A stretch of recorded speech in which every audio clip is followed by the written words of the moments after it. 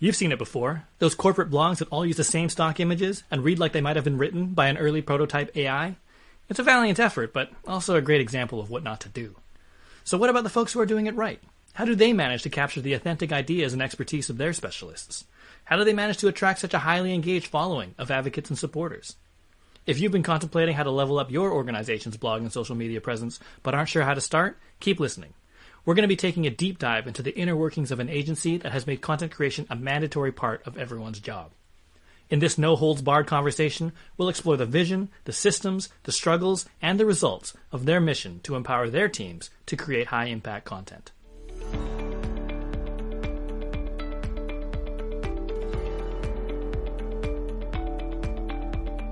Thanks for tuning in. My name is Galen Low with the Digital Project Manager. We are a community of digital professionals on a mission to help each other get skilled, get confident, and get connected so that we can deliver projects better. If you want to hear more about that, head over to thedigitalprojectmanager.com. Hey everyone, thanks for hanging out with us on the DPM podcast. My guest today is a digital project manager turned marketer who is deeply passionate about pushing the envelope on the kind of knowledge and impact a small, talented group of people can put out into the world. In her role as the Director of Growth at Crema, she combined her emotional intelligence and organization skills to quarterback her team's mission to share Crema's expertise and expand its presence. Outside of work, you can find her cooking up a tasty dish, pumping iron at the gym, hiking the hills around Phoenix, or poolside with her husband and her rescue pit bull Spike. Folks, please welcome Alexa Alfonso. Hello, Alexa. Hi, Galen. How are you? I'm doing well. How are you doing? Can't complain. Beautiful Tuesday morning here, and very excited for this conversation. Always very jealous of the weather that you have down there. And always sunny in Phoenix. I love it, and I'm so jealous. We're starting to get some sun here, so I'm like not that envious right now. But generally speaking, during the winters, I am. It's great to have you on the show. I'm super excited to be collaborating with you.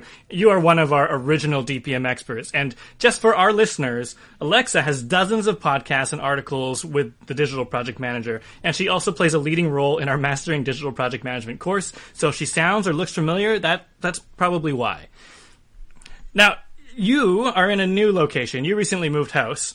And I wanted to ask you, was it to improve your work from home situation, or was it just because you needed a pool?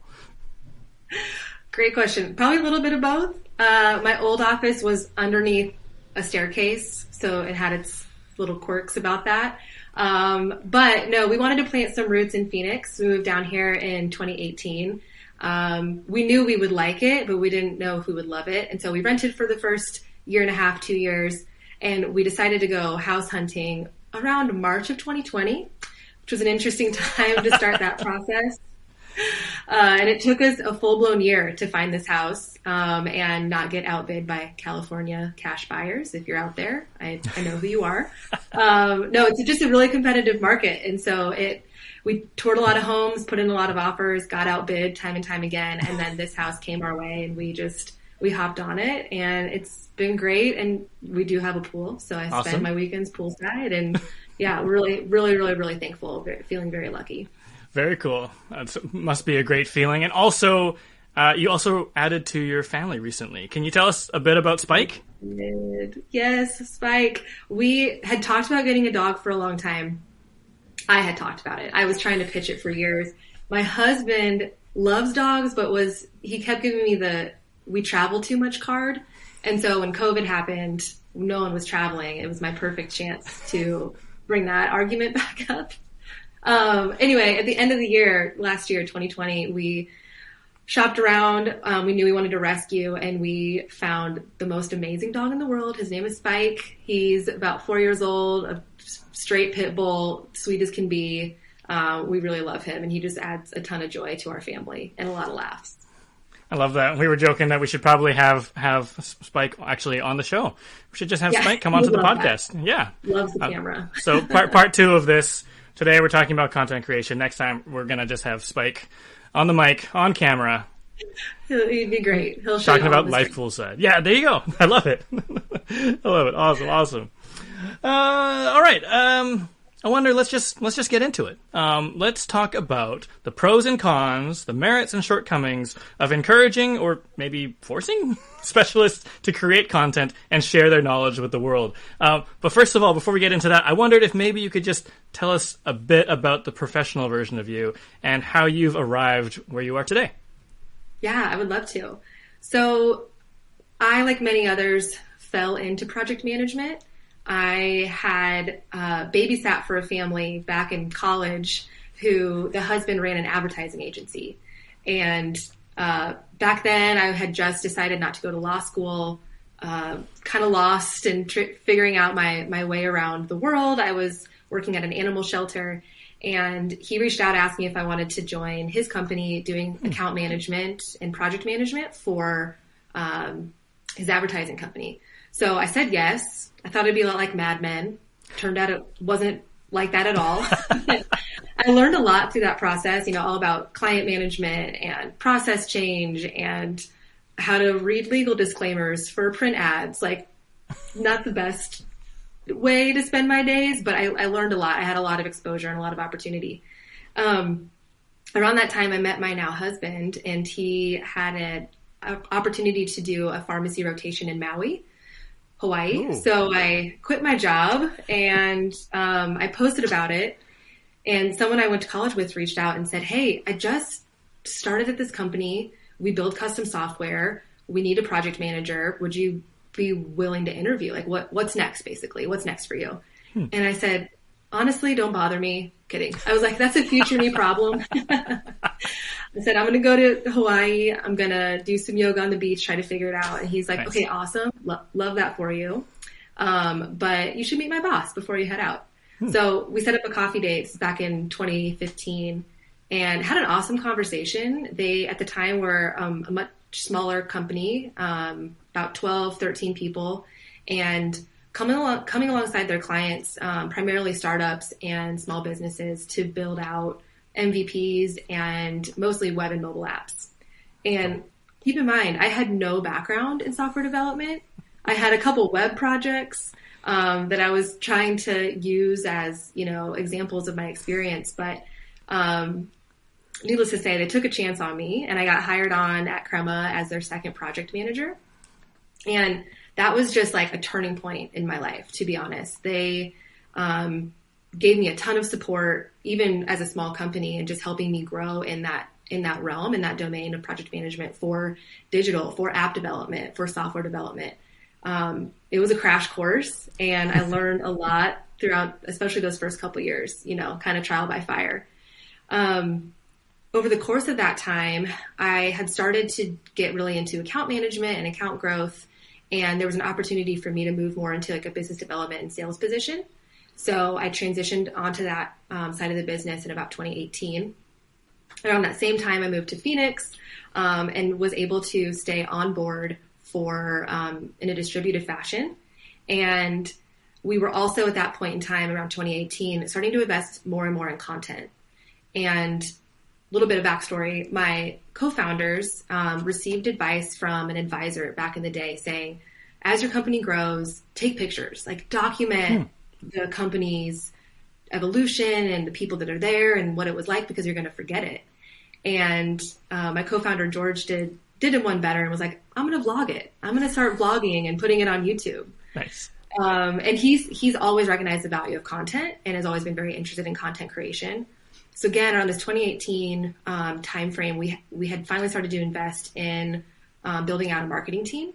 So we brought on a marketing specialist, a multimedia specialist, and we had started to actually stake claim in this idea that a small company can have, an overhead department of marketing to help drive new leads and grow our business. Because up until that point, it had been primarily referrals and word of mouth. And that's great. Like, it helped us grow, but it's not really a complete strategy. And so, again, at this time, I was working on business development and sales, and they asked if I would tap back into my project management toolkit and run the marketing team as a growth team lead.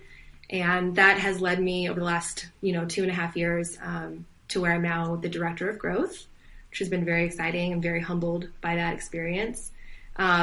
In fact, it's taken me now to a new role. I've actually recently accepted a position at a new company where I'll be running with a team down in Phoenix. Having a local presence, a local team for me to collaborate closely with. It's very important to me. So I'm beyond grateful for my last 6 years of, a lot of opportunities and challenges being thrown my way. It's really paved the way for me to accept this new role. And one of the things I'm most proud of is an initiative we'll talk about today called the Craft Content System, which we'll get into soon. I'm going to cue you up, Galen. Awesome. But that's been something that I'm really, really proud of, and we've seen some success. We've seen some challenges with that. And so we'll dig into the details today, but that's one of the things that was a big initiative for us in 2021. Awesome. Well, first of all, congratulations on the new role. That's super exciting. It's going to be great to have that in-person team. I know that where you are at, like, people are going back into the office, being safe about it, but it's like back to that co-located feel.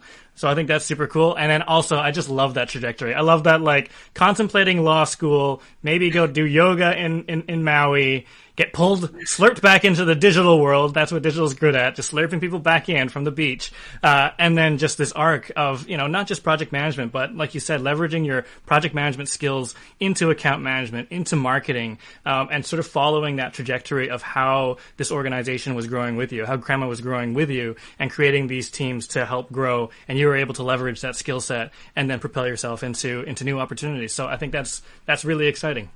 Yeah, thank you. And last thing I'll say on that front is it's truly because of that foundational project management skill set that I think I've been able to grow and adapt, right? Because whether you have the title of a PM or not, everything you're doing has to deal with like managing different details of the project and stakeholders and expectations. And so I'm not just blowing smoke when I say it's because of that initial like agency experience that I had where I was able to really cut my teeth on what it means to manage projects, and has given me a really strong base to build off of over the course of my career.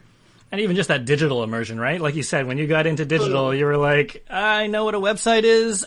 You figured it out. Yeah. Everything you do now is digital. Yeah, there you go. Yeah, and it worked out. Very cool. Right. Very cool. Let's talk about this craft content system. All right. Yeah. So just to level set for our listeners, Alexa rolled out a first of its kind program at Crema that makes content creation an organization-wide mandate. So in other words, she went and told an organization of 49 specialists that writing blog posts, creating YouTube videos, recording podcasts, and speaking at a conference is now a mandatory part of their job. So I imagine that this was a huge undertaking, and it's definitely something that a lot of teams and organizations have been just toying with or fantasizing about for some time now. This notion of like recognized thought leadership, this like authentic marketing and demonstrative expertise. Usually it's to expand the business, right? Like business development, but maybe is it more than that? I mean, when you were rolling this out, like how are you framing it? Why should specialists bother creating content? Shouldn't they just kind of focus on what they do best? Great question. Yes and yes. And to give you a little bit of background and the listeners, I've been lucky, I will say. Crema is always invested in content. You might have heard earlier, I talked about our co-founder taking that advice from his advisor and kind of running with it. So we already had this sort of culture of content being important to the business, but there was no expectation set.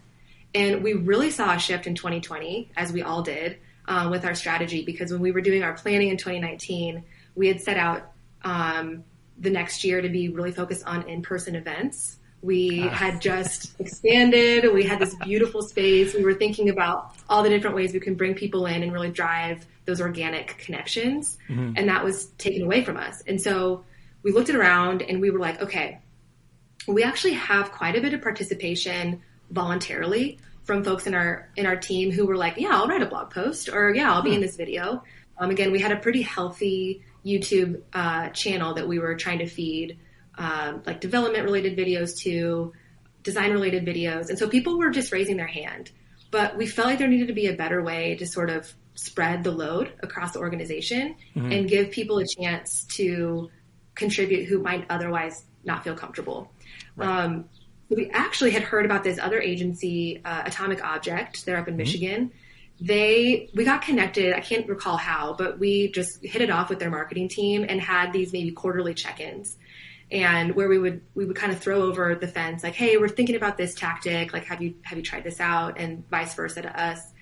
And they had told us they had a company-wide blogging program where everyone had to blog as a requirement to their job. And that got us thinking, because we had a blog, you know, on our website, but it wasn't really running on any sort of regularity. And we also had emphasized video content and some other channels as well. So that sort of inspired us. And over the next 6 months, this is again like mid 2020, we had asked ourselves, how could this work for Crema? And how could we operationalize this and empower people to contribute while they're doing client work? And that's something we'll get into later, because that's been the tension, right? Is like, if we're doing our jobs well, people are busy on client work. So how can we make sure that they can stay focused on that and also contribute content? So we'll get into that in a little bit. But we spent a good chunk, again, probably 6 months of 2020 sort of shaping this whole program. We branded it as the Craft Content System, trying to emphasize, you know, define what it is and systematize it. We didn't want people to feel like it's, in a way, adding more to their plates, even though it might be. Like, we try to bring it into the whole system of marketing. And what does that mean from a thought leadership perspective? And how can we grow our footprint to attract new opportunities? And we had a lot of case studies from previously published content that have drawn in leads. So that was really key for us, right? We also had a couple case studies of community building and forging connections with people that were now on staff. So how does that content map back to recruitment efforts and bringing in the right talent and retaining that talent? So we put a lot of effort into that. And in November, we rolled out a lunch and learn where we were introducing the system. And that went really well. We tried to make it as interactive as possible. So we used a Miro board, and we had a couple elements of the presentation where people were collaborating with us and like dropping in sticky notes and kind of moving things around on the board with us. Because again, we were all distributed. And I felt like that helped to just integrate in their minds, like, this is a marketing initiative, but it's a team sport. And so we wanted them to feel like they had expectations set for what that would look like. So I'm sure you'll have more specific questions, but that's kind of like the history of it, is us just trying to create a repository of proof. It's really what we're trying to do. So once leads are in our funnel, or even before that, maybe when they're researching, we want our content to build trust and sort of bolster our expertise. We want the content to talk the talk for us, and then continue to help build that relationship as people are going through our sales system. 100%. I love that. I love that you've done such a good job of branding it. Like, what is it? It's a craft content system. It's about their craft. It's content about their craft, and we've systematized it so it's not super intimidating. It's not loosey-goosey. And you already were building on this foundation where like content was part of the culture. And it was accessible in a way, right? Because Crema's founder was like, okay, we're gonna vlog, and it's pretty casual. It's not this like upper echelon thing that we're doing where it has to go through, you know, many layers of, you know, through the legal team and through like all the editors, and the leadership team is going to be like, no, we can't say this, and like all this red tape. But actually it seems quite free and structured at the same time to kind of like enable folks to create content. But I wanted to swing back on something, because I guess in my head, I'm like, okay, well, what motivates people to create content? Because it's a lift, and it does take them away from, you know, like their other work, their project work. Did you find that a lot of folks were like motivated and felt passionately about growing the business? Did you find that some folks just wanted to kind of have their name out there? Or did you find that like a lot of folks just kind of like the idea of sharing their craft, because they don't really get a chance to do that other than in their work products? They don't get to sort of maybe interact with their peers and share their knowledge with peers outside of their agency. Like, what are some of the motivations that you found really helps people, you know, want to get involved with this? Yeah, great question. I think you hit on three big ones. And we recognize people are motivated by different things. We wanted to create a process so people could feel empowered to share their expertise. And we named too, as we call ourselves the growth team, we named too, we aren't the experts in development or design or product management or testing. And we really wanted to call on those experts to share their learnings with the world and do it in a way where, yeah, some people did want, they're trying to create a personal brand. Okay, let's help you do that. Let's build up, sort of a content library with you on the byline to help do that.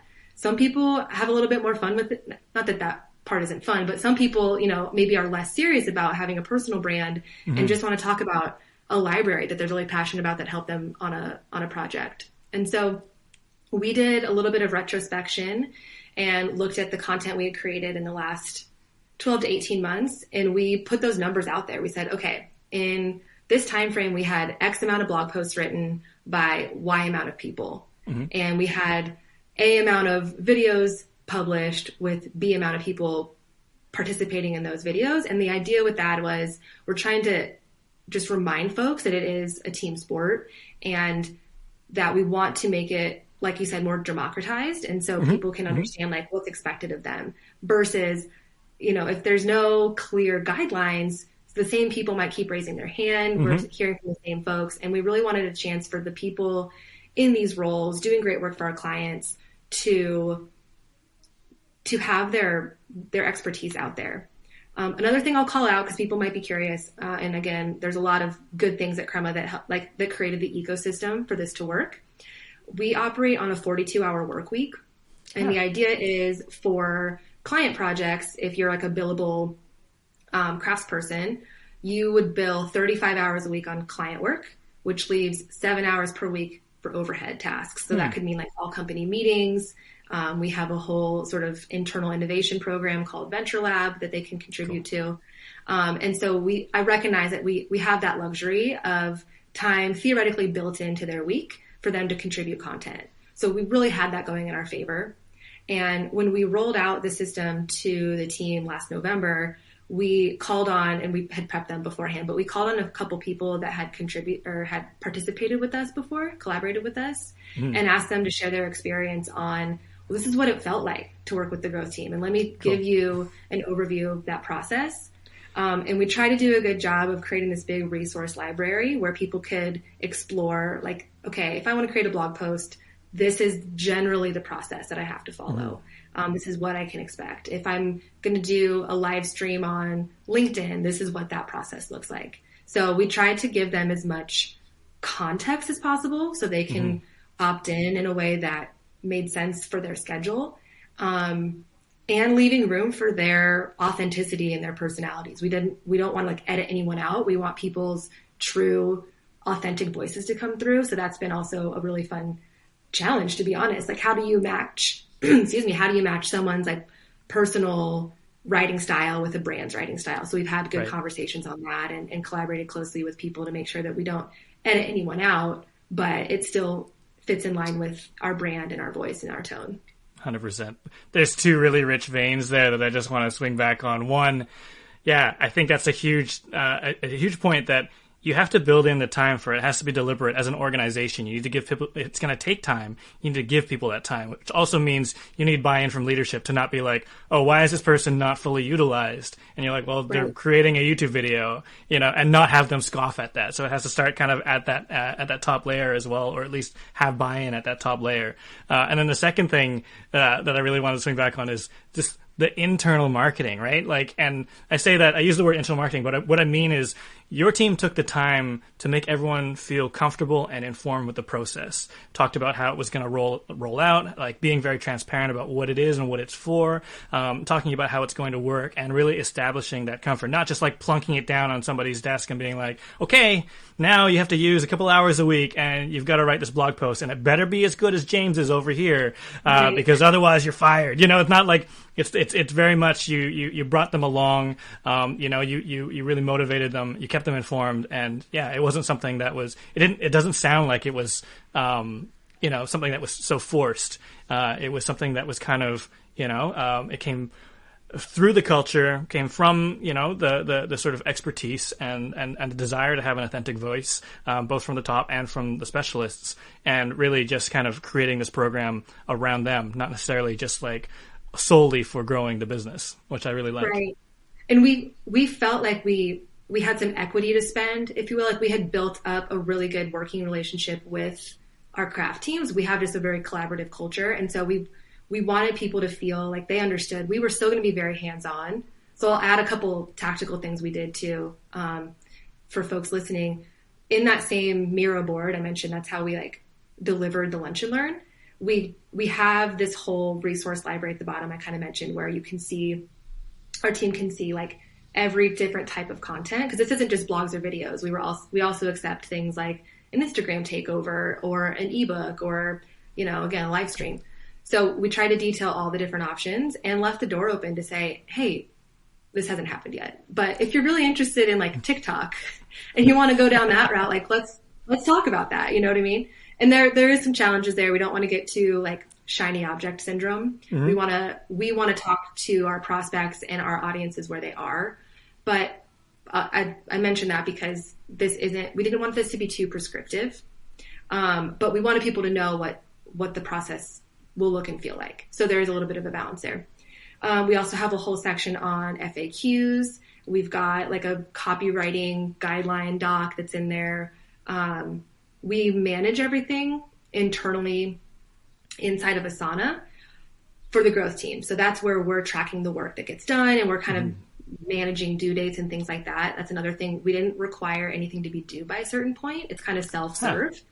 So the idea is, as long as you've been at Crema for more than 6 months, you're doing 2 pieces of content per year. And whenever you want to get those done is when you want to get those done. We didn't want to be too, hard-nosed about it and saying you need to get it done, in January and November. We talked a lot about due dates and how we wanted to manage those. But ultimately we landed on the idea that people can self-select based on their capacity, and when they've got the time and bandwidth to do that, we can work with them. So we are managing all the nitty-gritty details in Asana. For the team, all they have to do is go into a little form. If they want to pitch an idea, they type it in, give a little bit of a detail on it, including, who they're trying to reach, what's the elevator pitch basically. And then that gets funneled into our system where we're reviewing, and we go directly to that content creator and start to ideate with them.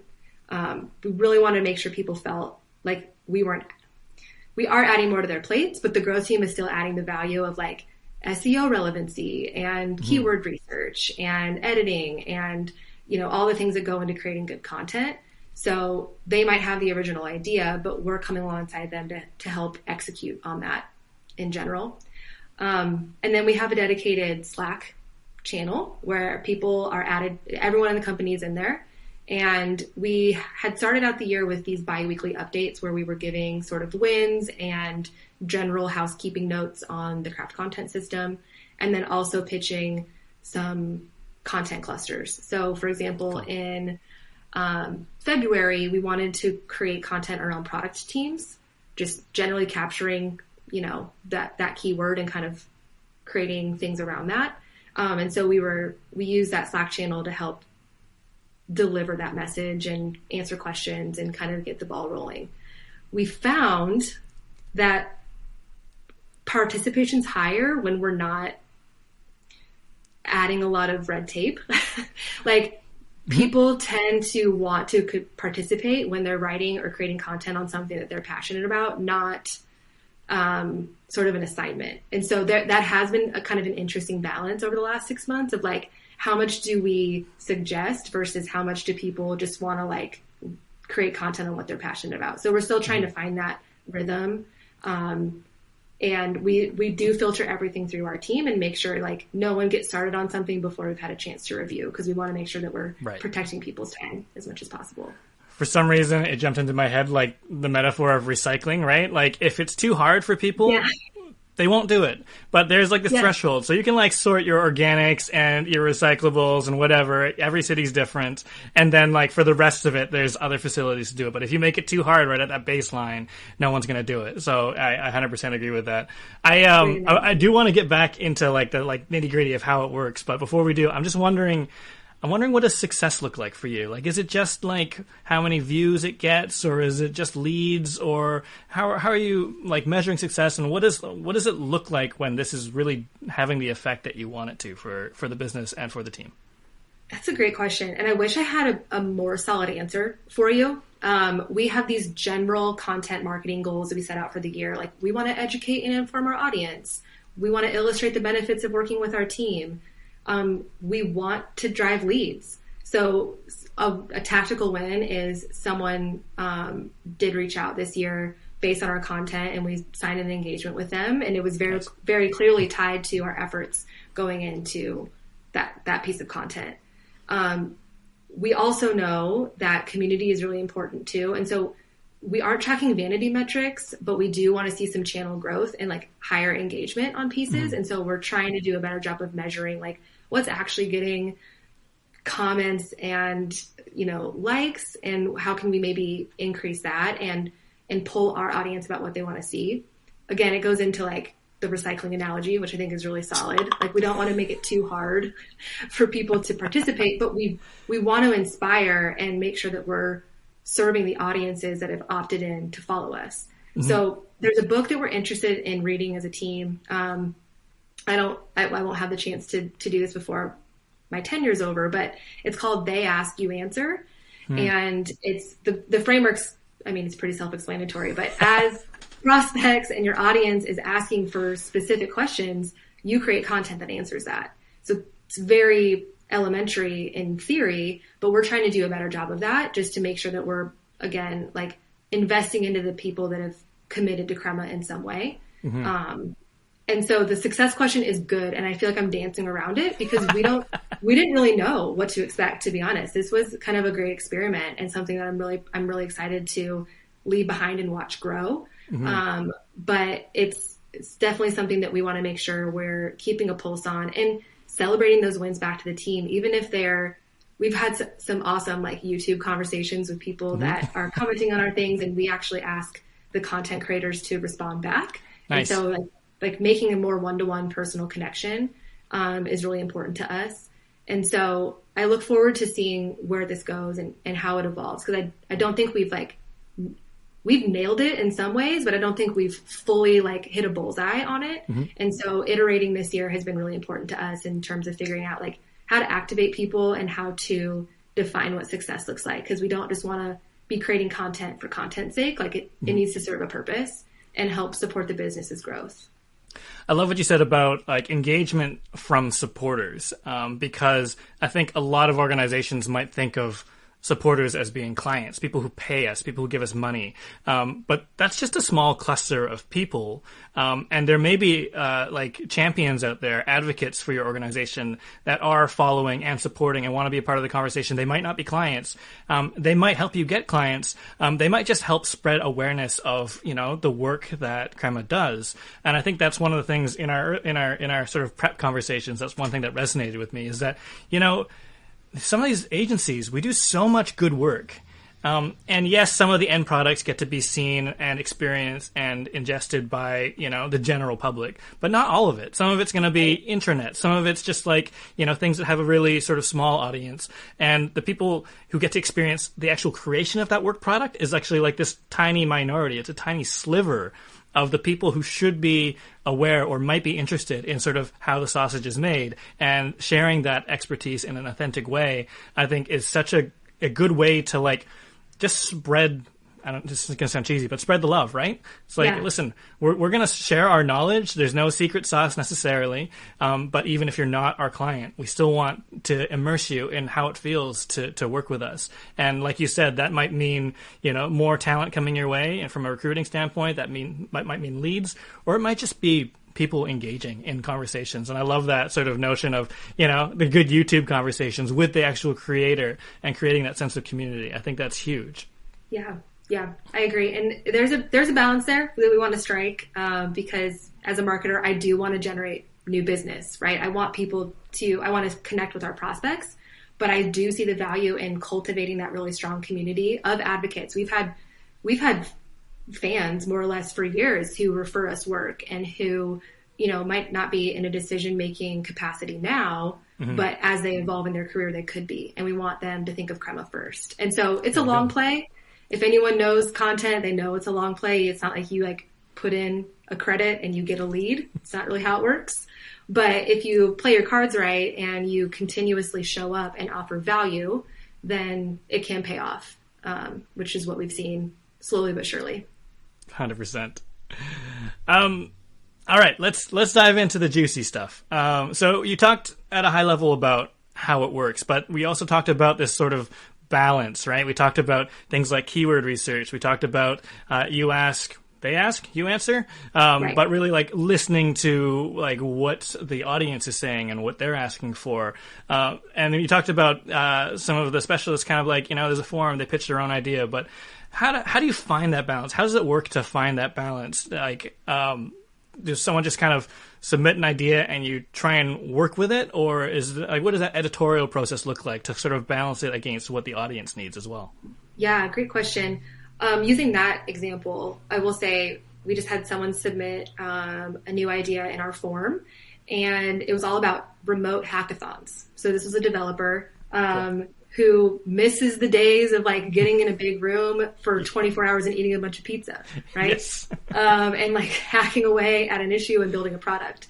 Well, those obviously looked a lot different for anyone in development with COVID. And so he submitted the idea, and what my content specialist typically reaches out. She's more or less the main point of contact, the main project manager for all CCS submissions.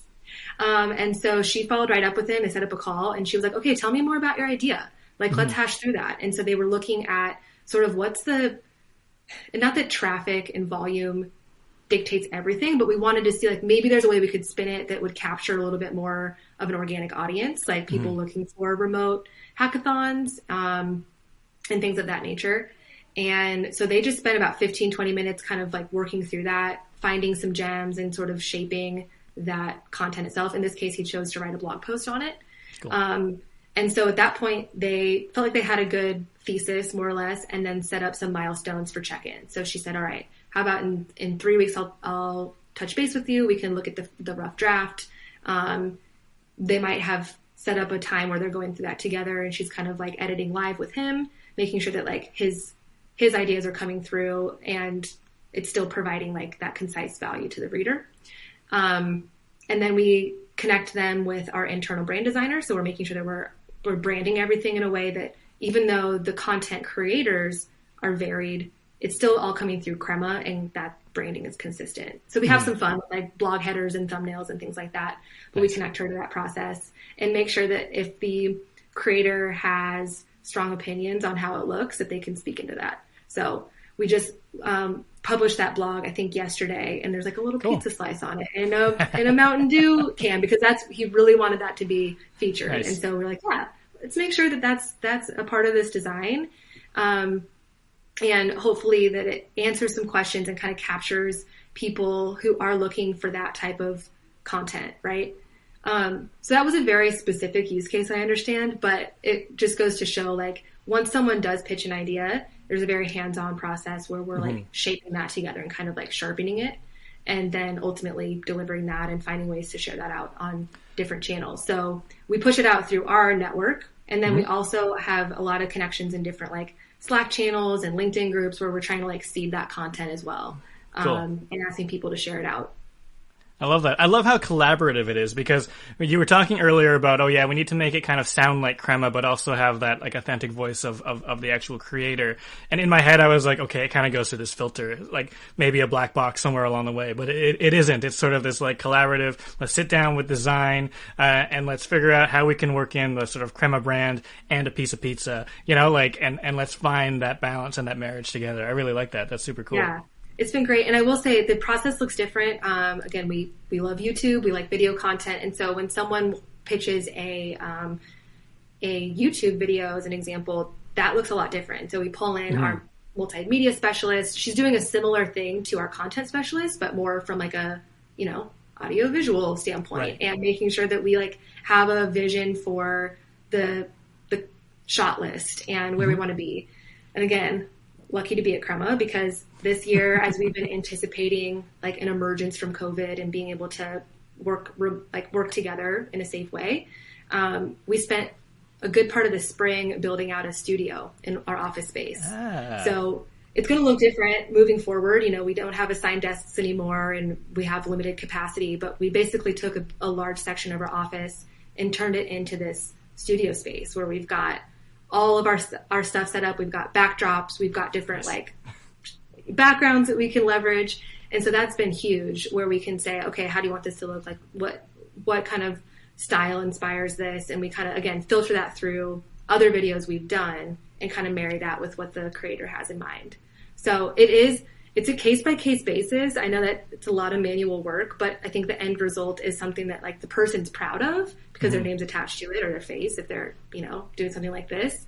We want them to feel like they have an active role in it, but they aren't alone. And so really empowering them, like giving them the confidence that like, this is going to be great content, but let's come alongside you and make sure that people can find it. And it's descriptive and valuable enough that it connects with people on the receiving end.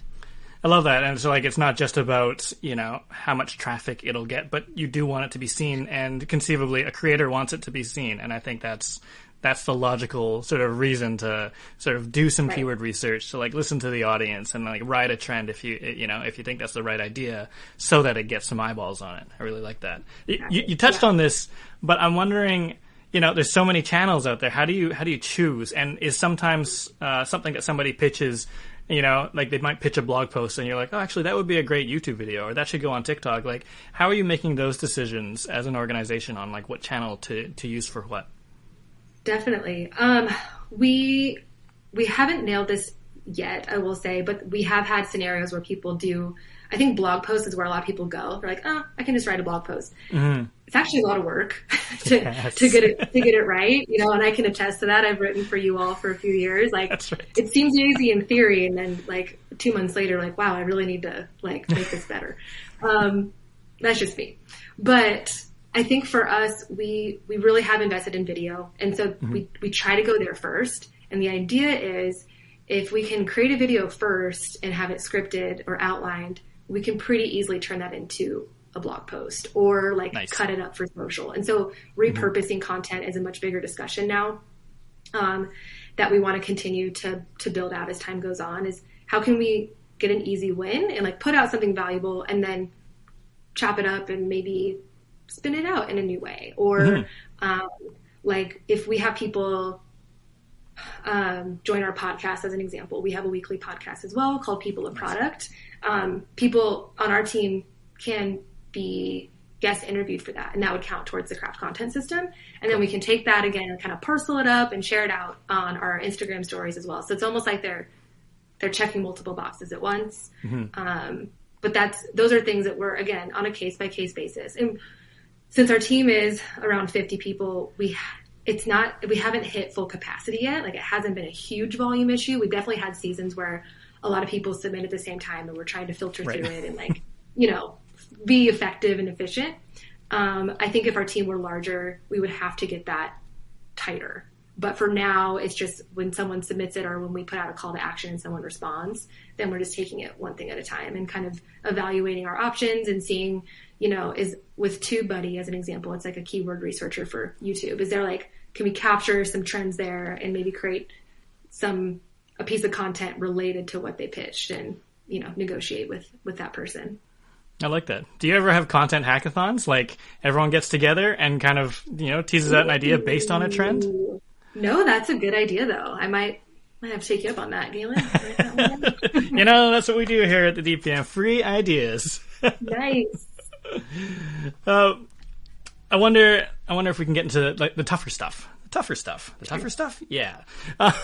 So I like that it's built into the culture, this sort of content creation. It sounds like you've made a system that's very accessible and easy to use, but I'm willing to bet that there's still some like naysayers and people who are pushing back, maybe quietly or maybe loudly, being like, no, this shouldn't be part of my job. I don't want to do this. And meanwhile, it's mandatory. They do need to create 2 pieces of content. The people who are pushing back might even be managers. They might, be leaders within the organization because whatever, they know that their team is at capacity most of the time. What kind of arguments have you had against this? And how have you tackled them? Great question. It's mostly a time thing. I think we're lucky in that people understand the value. Maybe that's because of our internal marketing efforts or not, but I think people know what content can do. The biggest pushback has been, when am I going to get that done? Even with the 7 hours a week of overhead time, a lot of stuff can eat into that, right? Including client work. And our MO has always been like client work takes responsibility or takes priority. Like we don't want to overstep that. So we've tried to sit down with people. And as I look at the calendar, we're a little less than halfway through and not everybody has submitted content yet. And that's fine. Again, this was an experiment and we didn't mandate due dates, but if I could wave a wand, I would like that everyone in the company has created one piece of content because that would be we're halfway through nice. and yeah. Exactly. We're not quite there yet. And so what we've done is try to incorporate newer, lower lift pieces of content for people to contribute. So a couple weeks ago, we put our heads together and we're like, oh, what if we could have people just do a little Loom recording of something they are doing throughout the day, like a challenge they're trying to solve or like a bug they're trying to fix or a book they're reading, and they sit down for 2 to 3 minutes and just like talk about it. And then we can take that on the growth team and again, package that up in a way that we can share it out or seed it somewhere in one of the communities that we're connected with. So that's one option of just like naming it and trying to find easier ways for people to contribute content. The rest is yet to be seen, to be honest. Like, I don't know how we're going to like, I don't know if we will meet the goal of 2 pieces of content per person this year. I don't know.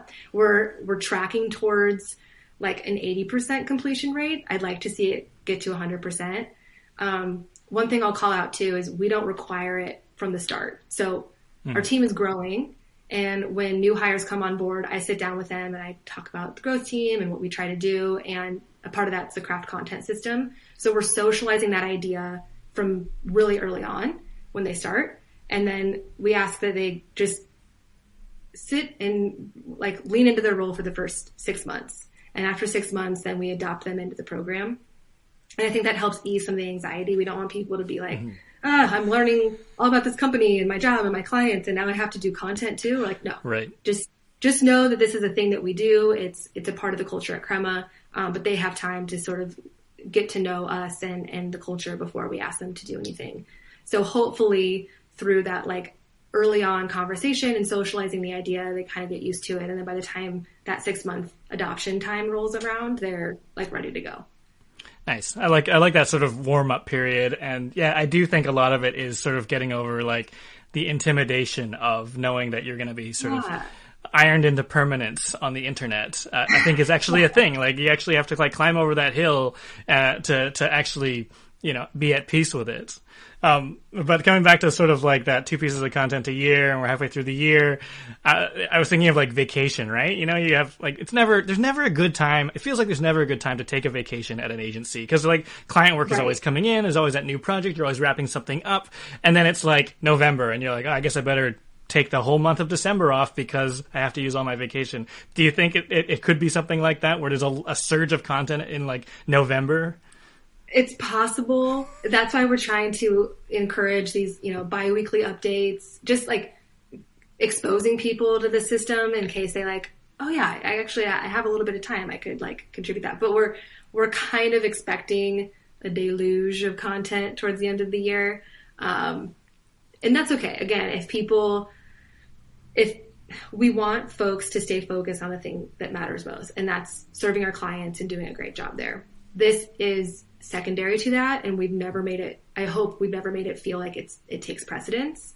But we are trying to find ways, like easy wins for people to check the box and can move on from it. And so it's a moving target, something we're still considering. And I think as the team takes this and runs with it through the year, as I transition off the team, I'm fully confident that they'll find new ways to just make this work for us.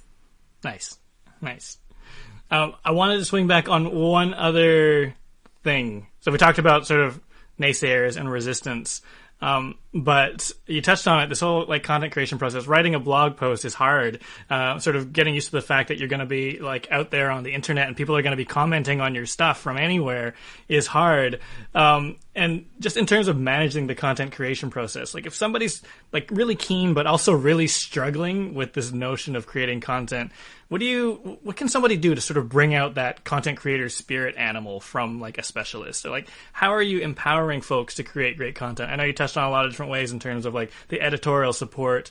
But when somebody's just really having a hard time spinning that, great idea into something that's like a full-fledged consumable idea, how do you sort of enable that sort of creative process to happen?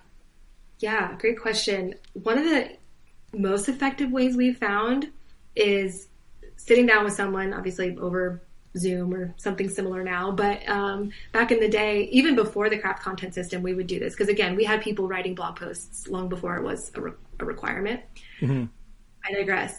One of the best ways we've seen this work is sitting down and just recording the conversation and having people talk and process out loud oftentimes takes the pressure off. And so we'll come up with some questions beforehand so they know what they're walking into. It's kind of like this, like you and I shared a doc. Surprise, we shared a doc before this podcast episode about, what did we want to cover? What are some general questions we wanted to Q&A? And we found with that, people tend to feel a little less like it's disarming. And they can walk into it, they can do a little bit of prep, and then we just record the conversation, and then we go back and create the content.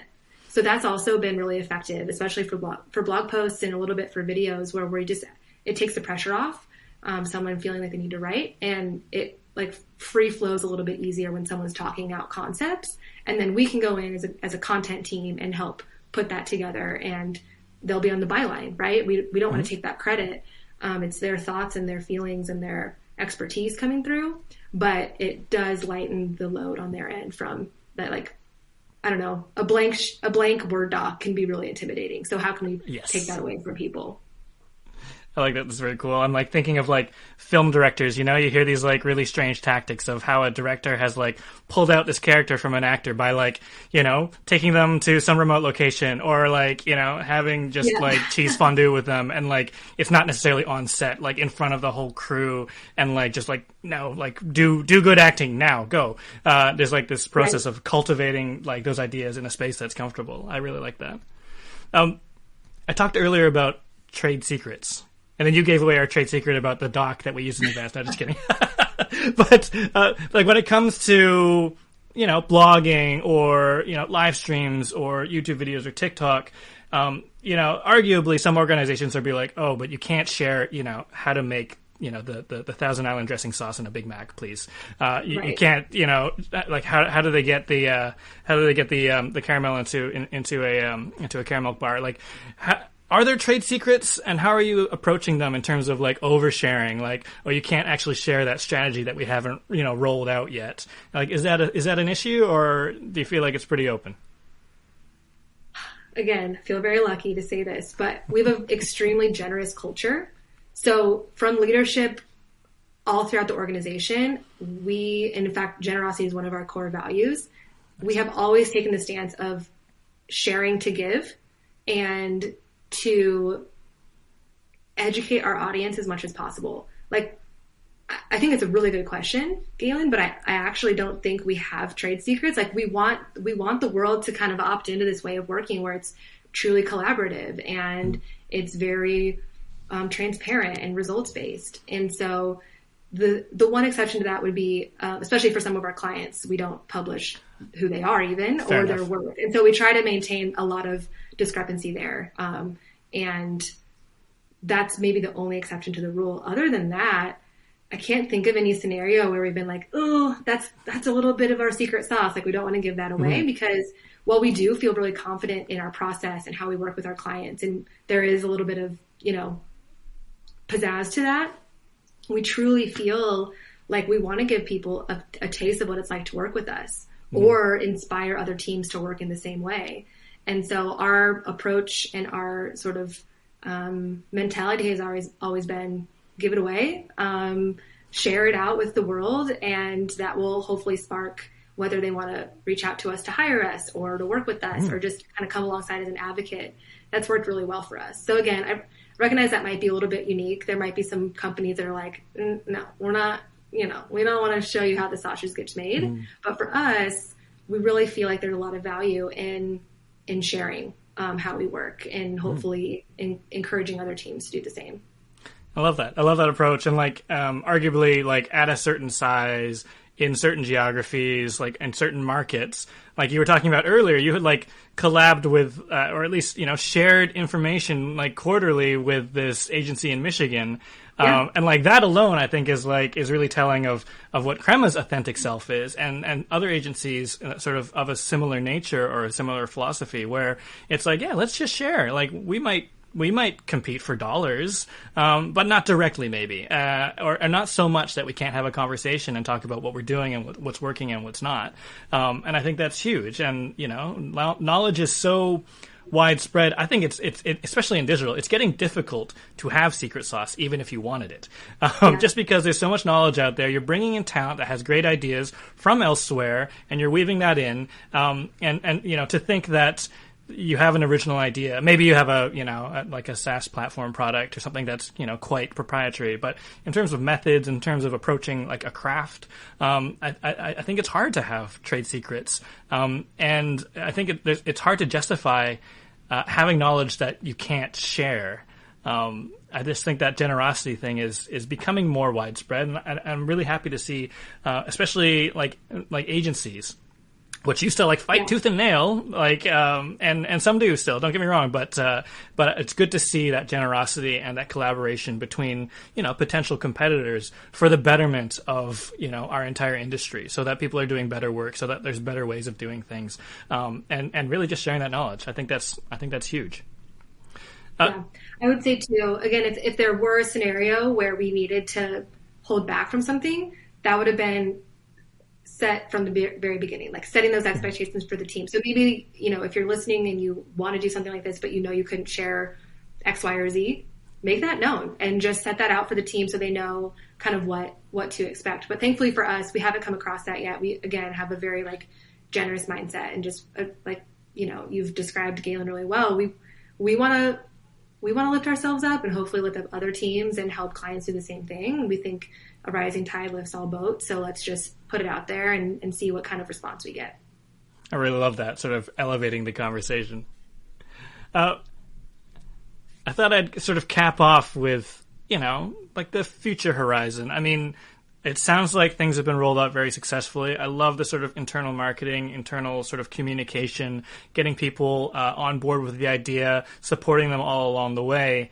But no system is perfect, especially right out the get-go. So I'm wondering, what are some of the challenges that you're facing today, and what are the next steps for Crema to work through them? Yeah, great question.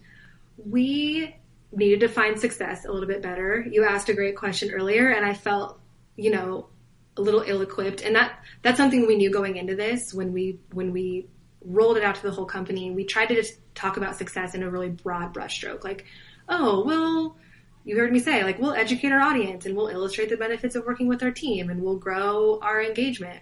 But we need to get more tactical with that and really define what we mean when we say that this is going to be a successful program. So one of the things we're trying to do is just be better at reporting back to the team, and get tighter with our metrics and what matters to us. Again, we're not too worried about the impressions or just, the click-throughs, even though those things matter, or maybe perhaps audience size. Really, it's how are we engaging with our audience? And that leads me to my second thing we need to work on is responding to those audience requests and our prospect questions, and just making a little bit tighter of a loop, because there's no shortage of ideas and there's no shortage of topics to discuss when you're building product and you have these really amazing craft teams. But we want to make sure that we are creating content that truly does matter and connect with people and offer value. And so I think there's some discussions to be had about how we scope things down and how we report back on those successes. And then the biggest one is how can we unlock people or maybe unblock them for those of them that are fully utilized on client work? How can we make this an easy win for them, something they can feel proud of and confident in putting out to the world, and not it's just too much on top of what they're already doing. So there's some formats or some maybe types of content that we have yet to discover that I think will be really good for the business. I love that optimization and like just kind of creating that handshake or closing that loop between, I guess, finding that marriage of, you know, what audiences are wanting to know and what expertise and ideas are coming from the internal team, and sort of, you know, making that pairing happen. But I really like that. And then continuing that engagement. I think that's really cool. Listen, Alexa, these insights are all super valuable. I think the one thing that really resonated with me was just this notion of the internal marketing campaign. And I keep calling it that. But really, what I mean is it's a new process, and change is intimidating. And you really need, in order to bolster the success of a program like this, you actually need to really bring people along for it, make them feel comfortable, especially if it's going to be mandatory, especially if it's going to go out like into the public. It can be really intimidating. So treating it like something, treating it like a new organizational process, which it is, and treating it with the gravity of something that is quite intimidating for some people, I think is really important for making these kinds of things successful. Because if you were to just flip the switch and say, quarterly news update. By the way, starting on the 1st of the month, next month, you are all responsible for creating content. Good luck, bye! I think it would just... it would have fallen flat. So I think that's a really important takeaway for me. I hope that's a really insightful thing for folks listening who are planning on rolling out a program like this. And speaking of, I thought maybe I'd just close with just one last quick question. So if there are organizations who are contemplating ways to get their people to share their knowledge in this way, what advice would you give to them in terms of getting started or things to consider? Yeah. Be patient and give yourself time. That's one thing, looking back, I'm really proud of us for doing, even though it felt a little painstaking at times, is we took about 6 months of building this out, testing it with a couple people in the organization, and finding those advocates to help pull that through once it was released to the company. And so if this is something you're interested in, and hopefully you've got some wins you can pull on, and some people that you feel like could be kind of come alongside you as those advocates, give yourself time to think through this and do it well, and for what works for your business. Again, you've probably heard me say we had a lot of things going in our favor in terms of a content-oriented culture, one of a lot of generosity and collaboration, but I think it can be done. Regardless of what that looks like. It's just a matter of finding those people that can activate on this for you and help other people get excited about it, or unblock them and empower them to do the same. So give yourself some time, give yourself some grace, and ultimately, participate yourself. That's another thing.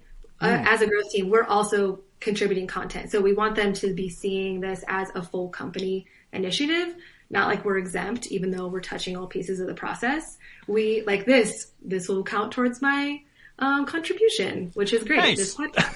Yeah. But that's just one example. But I think like making sure that you're fully bought in and you're also participating goes a long way. And always being available for questions, because they'll come up, and you want to make sure people feel like they've got a door to knock on to bring you those questions. 100%. Very cool. Alexa, thank you so much for joining us on the show today. I really enjoyed our conversation. I hope our listeners did too. We'll love to have you back. And again, congratulations on the new role. Very exciting. Thank you so much. This has been great, Galen. And yeah, I hope we can do this again soon. So what do you think? Do you create content for your company or for yourself? What tips, tactics, hacks, and strategies do you use to balance your content creation with your craft? Tell us a story. Have you ever had a competing deadline with your project and your content? Has your content ever led to a new business or maybe a new role? Let us know in the comments. And if you want to learn more and get ahead in your work, come and join our tribe with DPM membership. Head over to thedigitalprojectmanager.com/membership to get access to our experts forum, mastermind groups, monthly workshops, live consulting sessions, Ask Me Anything sessions featuring a variety of experts, ebooks, templates, and more. And if you like what you heard today, please subscribe and stay in touch at thedigitalprojectmanager.com. Until next time, thanks for listening.